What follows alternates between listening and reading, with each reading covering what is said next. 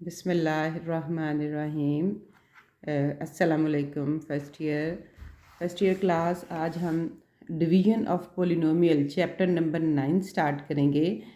Chapter number 9 में पहली जो डेफिनेशन, फर्स्ट डेफिनेशन जो है वो पोलिनोमियल ऑफ फंक्शन की है। ठीक है, 9th क्लास में आपने ये 4th चैप्टर में पढ़ी थी। A polynomial in a x is an expansion of the form, कि इस फॉर्म के नंबर्स होते हैं वेयर ये जो n होता है is a non negative integer. वो पूछते हैं कि पोलिनोमियल फंक्शन में जो n है वो नेगेटिव नॉन नेगेटिव इंटीजर होता है, इंटीजर होता है, ये कैसा होता है? MCQ आता है। The coefficient an minus one and so on is a real number. ये रियल नंबर लेते हैं। यहाँ तक इसकी डेफिनेशन है, is called the polynomial of function. ठीक है, आगे इसकी डेफिनेशन है डिग्री की। The highest power of the x in a polynomial is called the degree of the polynomial, यानी कि जो सबसे हाईएस्ट पावर किसी पोलिनोमियल की होती है उसको हम उसकी डिग्री कहते हैं। जैसे ये एग्जांपल दे रखी है, इसमें वेरिएबल एक्स की सबसे हाईएस्ट पावर जो है वो 3 है, तो इसकी डिग्री क्या हुई? 3 हुई। ठीक है, जैसे ये अगला वाला क्वेश्चन एग्जाम्पल है, इसमें हाईएस्ट पावर 4 है, तो इसकी डिग्री क्या है? 4। ये तो पोलिनोमियल की डेफिनेशन होगी। आगे है रिमाइंडर थ्योरम की डेफिनेशन, वो भी आपको आती है। If a polynomial F of x of degree n greater than 1, ये MCQ आता है कि रिमाइंडर थ्योरम में n जो है या तो 1 से बड़ा होता है या इज़ इक्वल टू 1 होता है। It's divided by x minus a, हम इसे लीनियर डिवाइडर्स पे डिवाइड करते हैं till no term exist in the remainder, then f of a is the remainder। हम पुट करते हैं, जो आंसर आ जाता है वो रिमाइंडर कहलाता है। ये भी हम 9th में पढ़ चुके हैं। फैक्टर थ्योरम भी ऐसा ही है। ये फैक्टर थ्योरम की 2 डेफिनेशन है। इन अदर वर्ड के बाद दूसरी डेफिनेशन, पहली लिखें या दूसरी लिखें, आपकी मर्जी है। A polynomial x minus a is the factor of polynomial f of x if f of a is equal to 0, यानी कि हम किसी भी लीनियर डिवाइज़र को, ये x माइनस ए को वैल्यू निकाल के f ऑफ x में पुट करें, अगर आंसर 0 आ जाए तो हम कहते हैं कि ये x minus A is the factor of given polynomial. ठीक है, ये इसकी तीसरी डेफिनेशन होगी। चौथे नंबर पे हम सिंथेटिक डिवीजन को भी जानते हैं। There is the nice shortcut method for long division, जो हम लॉन्ग डिवीजन करते हैं उसके शॉर्टकट मेथड को हम कहते हैं सिंथेटिक डिवीजन। ठीक है, सिंथेटिक डिवीजन में ये फर्स्ट लाइन, ये सेकंड लाइन, ये थर्ड लाइन और ये इसको हम रिमाइंडर बोलते हैं और इनको हम कोफिशिएंट ऑफ क्वोशंट बोलते हैं।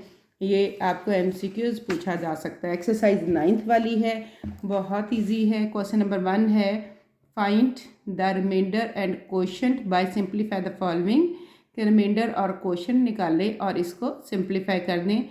ना रिमाइंडर थ्योरम यूज़ करना, ना फैक्टर, ना सिंथेटिक डिवीजन। उन्होंने कहा फाइंड रिमाइंडर एंड क्वोशंट, तो आप लॉन्ग डिवीजन से इसको करेंगे। लॉन्ग डिवीजन आपको आती है। हम बड़े वाली वैल्यू जो है उसको अंदर रखते हैं और छोटे वाली वैल्यू जो है वो, जो हम लीनियर डिवाइज़र है छोटे वाली वैल्यू कहते हैं, उससे हम इसको डिवाइड कर देते हैं। किस पे जाएगा? हमें 3 भी चाहिए और एक x भी चाहिए। ऊपर लिखेंगे हम 3x, ठीक है, और ये आ जाएगा 3x का स्क्वायर माइनस 3x। हम हमेशा साइन चेंज करते हैं, आपको पता है, डिवीजन करनी आती है आपको। इसको सिंप्लीफाई करेंगे +2, और यहाँ पे जो साइन होता है वही हम यहाँ लगाते हैं और ये अब 2 पे जाएगा 2x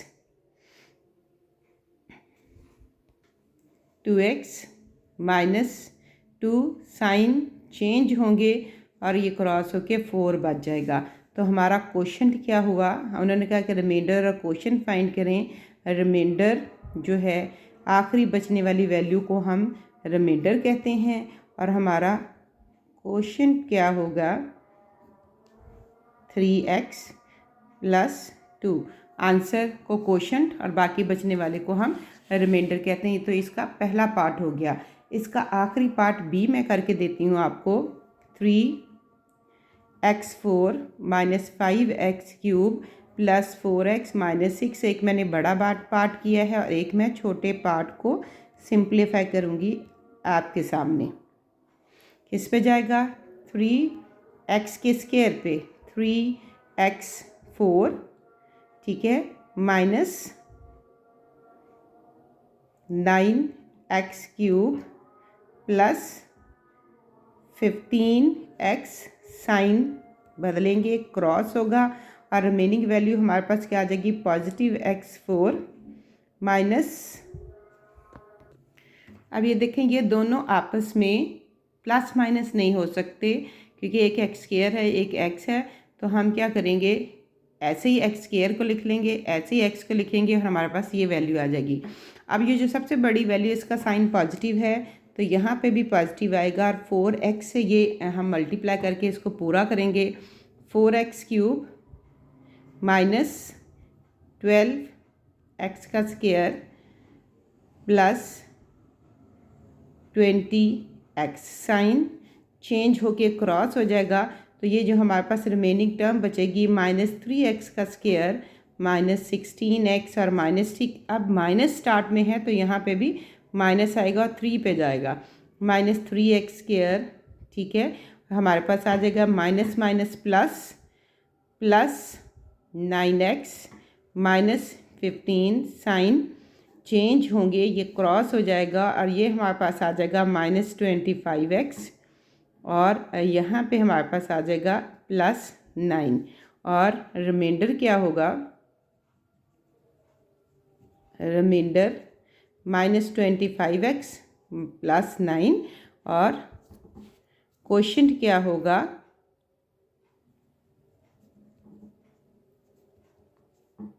3x का स्क्वायर प्लस 4x माइनस 3, जो आंसर है उसे क्वोशिएंट कहते हैं।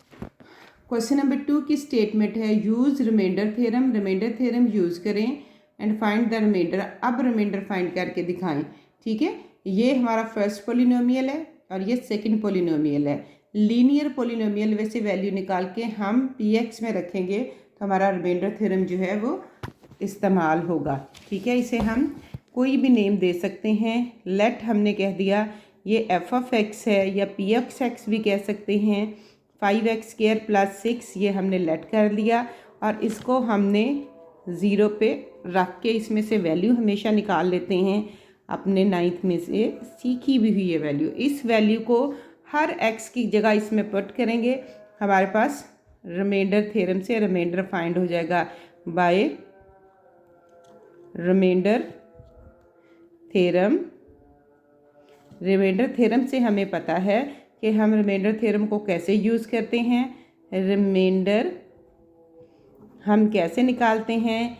f(f) में ये जो f(x) है इसमें हर x की जगह पे ये जो वैल्यू हमने निकाली है उसको पुट करेंगे, ये वैल्यू 2 की हर f(x) की वैल्यू में पुट हो जाएगी। 2x का स्क्वायर + 5 × 2 + 6, आंसर जो है वो आ जाएगा 4, 10, 6, 20, यानी कि रिमाइंडर r मीन्स रिमाइंडर हमारे पास 20 आ गया। सेम फैक्टर थ्योरम है, यहाँ रिमाइंडर में कुछ ना कुछ रिमाइंडर थ्योरम में आ जाता है। फैक्टर थ्योरम में क्या होता है कि आंसर 0 आना चाहिए, अगर 0 आ जाता है तो ये वाली वैल्यू इसका रिमाइंडर है, अदरवाइज नॉट। जैसे इसको भी मैं नेम दूंगी f(x) का x² -1 एंड इसकी दूसरी वैल्यू जो सिंपल है इसको 0 के इक्वल रखते हुए वहाँ से हम वैल्यू निकाल देंगे। तो यहाँ पे हम लिखेंगे बाय फैक्टर थ्योरम, या आप डायरेक्ट ही भी इसको रिमाइंडर लिख सकते हैं। रिमाइंडर कैसे फाइंड करते हैं? रिमाइंडर के लिए f में हम 1 पुट करेंगे, -1 वैल्यू आई है, -1 का स्क्वायर -1 और 1 - 1 = 0। ये देखें रिमाइंडर हमारे पास क्या आ गया?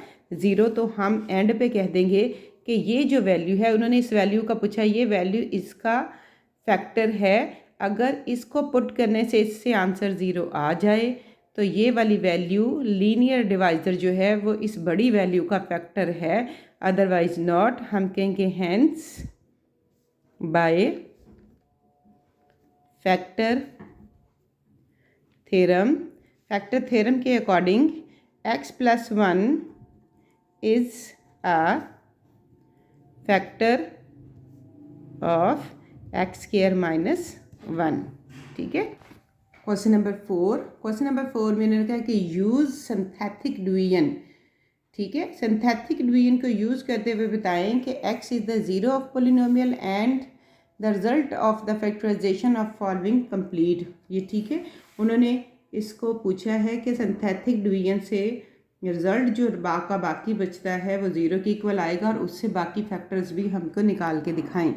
ये हमारे पास था दिया हुआ पोलिनोमियल में ऑर्डर से लिखना ज़रूरी होता है। एक्स क्यूब के बाद एक्स स्क्वायर की टर्म आनी चाहिए थी, हम पूरी करते हुए इसको ज़ीरो के साथ लिखेंगे, मैंने पूरी कर ली। बाय सिंथेटिक डिवीजन के अकॉर्डिंग हम इसको लिखते कैसे हैं, हम एक बॉक्स में इनके कॉफिशेंट लिख लेते हैं। इसका कॉफिशेंट है 1, एक्स स्क्वायर का कॉफिशेंट गैप के साथ 0, फिर माइनस और 6, और ये जो वैल्यू दी होती है ये इसका डिवाइज़र होता है।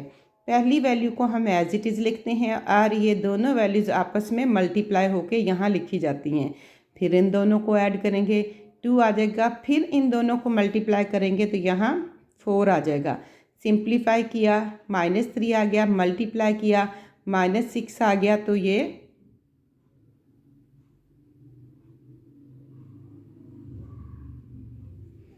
हमारे पास 0 हो गया। ठीक है, ये 0 हमारे पास रिमाइंडर आ जाएगा। यही जो है मैंने फाइंड, यानी कि रिमाइंडर क्या आ गया, रिमाइंडर हमारे पास 0 आ गया।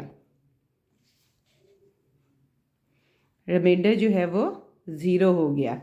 ठीक है, और रिमाइंडर 0 होने से ही x2 is the zero of polynomial हो गया। सो हम कह देंगे x is equal to 2 is a zero of px। ठीक है, जब इसका आंसर 0 आ गया तो हम कहेंगे ये जो वैल्यू दी गई है वो is the zero of px है, यानी कि ये इसका फैक्टर है। और एंड पे हम स्टेटमेंट दे देंगे कि x - 2 एंड x - 2, यानी कि इसको उधर ले जाके फैक्टर को उधर ले जाके लिखते हैं is a factor of px, कि ये इसका फैक्टर हो गया। अब हम कोशेंट लिखेंगे कि कोशेंट इसका क्या बचा है। कोशेंट इसका ये बचा है। कोशेंट को कैसे लिखते हैं, 3 वैल्यूज़ हैं, 3 में से ये कांस्टेंट। कोशेंट में ये देखें, पहली वैल्यू को लिखते हैं एक्स स्क्वायर, दूसरी लिखते हैं +2x और तीसरी हो जाती है माइनस के साथ 3। ठीक है, इसके हम बनाते हैं फैक्टर्स आपको बनाने आते हैं। हम इनमें से कॉमन निकालते हैं और एक इसका फैक्टर ये आ गया और एक फैक्टर ये आ गया। ठीक है, सो ये जो हमें x³ -7x + 6 दिया हुआ था उसके 3 फैक्टर्स हो गए। एक फैक्टर पहला x - 2 और 2 फैक्टर x - 1 और x + 3 आ गया। हमने ये भी चेक कर लिया कि क्या ये जो वैल्यू दी हुई है वो इसका फैक्टर है, और हमने उसके नए 3 फैक्टर्स भी निकाल दिए। जितनी किसी क्वेश्चन के पोलिनोमियल की पार होती है उतने ही उसके फैक्टर्स होते हैं। अब क्वेश्चन नंबर 5 है। उन्होंने कहा क्वेश्चन नंबर 5 में आपको डिवाइज़र भी दिया हुआ है, पोलिनोमियल भी दिया हुआ है, मगर मेथड सिंथेटिक डिवीजन का यूज़ करते हुए रिमाइंडर और क्वोशिएंट निकालना है। सिंथेटिक डिवीजन का ही मेथड है, ये दिया हुआ है। हम इस px को पूरा करेंगे। 4x³ की वैल्यू नहीं है तो उसकी जगह पे हम 0x³ लिख लेंगे, -2x + 4, और ये जो वैल्यू है फैक्टर हमें दिया गया है इसमें से हम निकाल के वैल्यू इसका रूट बना लेंगे, जिससे हमने डिवाइड करना है तो फिर हम 0 के इक्वल रख के उसका फैक्टर निकालते हैं। बाय सिंथेटिक डिवीजन हम इसकी वैल्यूज़ लिखेंगे। पहला कोशेंट 1, दूसरा 0, फिर 2 और 4 और डिवाइज़र है -3। पहला एज इट इज़ आता है, नीचे फिर इन दोनों की मल्टीप्लिकेशन, -3 प्लस माइनस किया माइनस, माइनस माइनस प्लस और ये 9, फिर ये -1 बचा। सॉरी, मैंने एक वैल्यू इसमें से कम लिख ली है। यहाँ 0 के बाद यहाँ आना था 10x का स्क्वायर, फिर ये -2x और फिर +4, और यहाँ पे आना था -10, और यहाँ पे आना है -2 और फिर 4। ठीक है, ये -1 आ गया, फिर ये होना है +3 और फिर +1 और फिर -3 और आंसर आ गया 1। ठीक है, ये -10 में से 9 1 मल्टीप्लाई किया, +3 +1 और रिमाइंडर हमारे पास 9 आ गया। यानी कि हमारे पास कोशेंट क्या आ गया? कोशेंट हम इस वैल्यू को कहते हैं कितनी है, 1 2 3 4। तो सबसे पहले के साथ क्यूब आएगा, 1x³ -3x² -1x +1 और रिमाइंडर क्या आ गया 1। ठीक है, ये क्वेश्चन कंप्लीट हुआ। क्वेश्चन नंबर 6 की तरह ही क्वेश्चन नंबर 9 और 10 है। सेम क्वेश्चन नंबर 6 9 10 सेम है। दो हमें फैक्टर्स दे रखे हैं, इन दोनों फैक्टर्स में से हम वैल्यू निकाल लेंगे। फिर हमें px दिया हुआ है, उन्होंने कहा कि इन दोनों वैल्यूज़ को px में सिंथेटिक डिवीजन के जरिए यूज़ करते हुए p और q की वैल्यू फाइंड करनी है। ये हमारे पास px है, px में सारी वैल्यूज़ मौजूद हैं, इनमें से हम वैल्यूज़ निकाल लेते हैं। पहली वैल्यू -1 और दूसरी वैल्यू जो है वो 2i है, और बाय सिंथेटिक डिवीजन इसको हम सॉल्व करते हैं। ये मैंने इसकी वैल्यूज़ लिख ली हैं। हम सिंथेटिक डिवीजन से पहली वैल्यू के अकॉर्डिंग इसको सॉल्व करेंगे। पहली वैल्यू आ जाएगी यहाँ -1 और वैल्यू आ जाएगी -p और -1, ये दोनों आपस में ऐड नहीं हो सकते, इसे ऐसे लिखेंगे। फिर इसको फिर इससे मल्टीप्लाई करेंगे, -p और मल्टीप्लाई -1, पॉजिटिव p आ जाएगा, पॉजिटिव p और +1। ये फिर ऐड नहीं होंगे तो हम फिर इसको ऐसे लिख लेंगे p + q + 1। ये फिर नेगेटिव से मल्टीप्लाई होंगे तो हमारे पास आ जाएगा -p -q -1, और आखिरी वैल्यू -p भी ऐसे -q भी ऐसे। मगर ये दोनों वैल्यूज़ चूँकि नंबर हैं, ये जो है सिंप्लीफाई होके हमारे पास +1 आंसर देंगी, और ये हमारा रिमाइंडर हो जाएगा। ठीक है, अब इसी आंसर को, यही आंसर को कंटिन्यू करते हुए हम अगली वैल्यू से इसको डिवाइड करेंगे। तो हमारे पास पहली वैल्यू एज इट इज़ 1, फिर यहाँ पे आ जाएगा 2 और वैल्यू आ जाएगी -p। तो इनमें ये दोनों वैल्यूज़ सिंप्लीफाई होके +1 आ जाएंगी। फिर मल्टीप्लाई करेंगे तो हमारे पास आ जाएगा -2p + 2। तो p आपस में सॉल्व होके -p आंसर दे देगा, और q इसी तरह, और नंबर भी 3 आ जाएंगे, और ये भी हमारे पास रिमाइंडर होगा। हमने दोनों वैल्यूज़ को यूज़ कर लिया। उन्होंने तो कहा था कि ये जो दोनों नंबर्स हैं इसके फैक्टर्स हैं, अगर ये दोनों नंबर्स इसके फैक्टर हैं तो इनके रिमाइंडर तो ज़ीरो आने चाहिए थे, ये हमें गिवन था। ठीक है, इस रिमाइंडर की इस डेफिनेशन को यूज़ करते हुए हम इन दोनों वैल्यूज़ को लिखेंगे कि इन दोनों के रिमाइंडर तो ज़ीरो आना चाहिए थे, इनको ज़ीरो के इक्वल रख लेंगे। हमने स्टेटमेंट लिखी कि हमें पता था या हमें गिवन था इन दोनों वैल्यूज़ जो फैक्टर्स होती हैं px में, जब हम उन्हें पुट करते हैं तो रिमाइंडर मस्ट ज़ीरो आता है, जो ज़ीरो नहीं आया। सो हम ये जो पहला रिमाइंडर बचा है इसको भी ज़ीरो के इक्वल रख लेंगे। ठीक है, इसे कहेंगे इक्वेशन नंबर 1, और जो दूसरा रिमाइंडर आया है इसको भी ज़ीरो के इक्वल रखेंगे और इसे कहेंगे इक्वेशन नंबर 2, और इन दोनों को सॉल्व कर लेंगे। Solve equation 1 and 2, -p -q + 1 -p + q + 3 = 0। ये दोनों क्रॉस हो जाएंगे, हमारे पास आ जाएगा -2p + 4 0, और p की वैल्यू आ जाएगी 2। इसको हम पुट कर देंगे किसी भी इक्वेशन में, जिस मर्ज़ी में पुट कर दें, 1 और 2 में आपकी मर्ज़ी। सपोज हमने 2 में पुट कर दिया तो 2 इक्वेशन थी ये, 2 में p की जगह पे -2 हो गया, +q + 3, ये दोनों मिलकर q + 1, और q की वैल्यू जो है आ गई -1। यही हमें फाइंड करना था। बाय सिंथेटिक डिवीजन से हम शुरू हुए और फैक्टर की डेफिनेशन को यूज़ करते हुए हमने पी और क्यू की वैल्यू फाइंड कर दी। सेम क्वेश्चन नंबर 9 और 10 है। क्वेश्चन नंबर 7 और 8 भी दोनों सेम है। हमें पोलिनोमियल भी दिया हुआ है, डिवाइज़र भी दिया हुआ है। वैल्यू के की फाइंड करनी है। मेथड क्या गिवन है कि रिमाइंडर थ्योरम यूज़ करते हुए इसकी वैल्यू को फाइंड करना है। ठीक है, हमें पी एक्स गिवन है ये, और हमें डिवाइज़र भी गिवन है। डिवाइज़र को 0 के इक्वल रखते हुए हम वैल्यू फाइंड कर लेंगे। हमें रिमाइंडर भी गिवन है कितना, 7 हमें रिमाइंडर गिवन है। 7 गिवन है या 16 गिवन है, दोनों की है, जौन सा मर्जी कर ले। मैंने 7 लिखा है तो 7 का रिमाइंडर जो है वो 16 गिवन है। ठीक है, और रिमाइंडर थ्योरम की डेफिनेशन के अकॉर्डिंग ये जो डिवाइज़र है उसको हम इसमें पुट करते हैं और वैल्यू फाइंड कर देंगे। एफ ऑफ एक्स -1 पुट करेंगे। एफ ऑफ एक्स में हर एक्स की जगह पे -1 की वैल्यू पुट कर देंगे। -1 की पावर 4, 2 -1 का क्यूब, के -1 का स्क्वायर और 13। और ये जो वर्ड रिमाइंडर लिखा हुआ है इसमें रिमाइंडर की वैल्यू 16 फाइंड करते हुए फाइंड द वैल्यू ऑफ के। 16 हम इसको सिंप्लीफाई करेंगे, ये आ जाएगा 4, यहाँ पे आ जाएगा -2 के और 13। 16, 13 एंड 4 हमारे पास 17, इसमें से 2 किया तो हमारे पास आ गया 15 प्लस के, और के की वैल्यू आ गई 1। सेम इसका क्वेश्चन नंबर 8 है। ठीक है, इंशाल्लाह इसका एंड हुआ। 9.2 के साथ फिर मिलते हैं। अल्लाह हाफिज़।